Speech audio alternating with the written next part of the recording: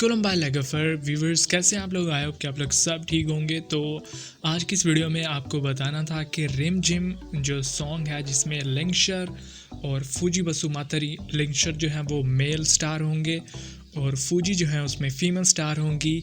ये एक बोडो म्यूज़िक होगा जो कि बहुत ही जल्द जिसका टीज़र रिलीज़ होने वाला है और फुल सॉन्ग जो है वो उसके बाद रिलीज़ होता है, आपको तो पता है।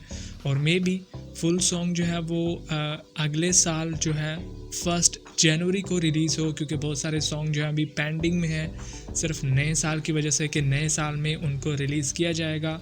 लेकिन इस सॉन्ग का टीज़र जो है वो रिलीज़ हो जाएगा तो उसके बाद ही फाइनल डेट का पता चलेगा कि फ़ाइनल जो वीडियो फुल वीडियो जो है वो किस डेट को रिलीज़ होगी।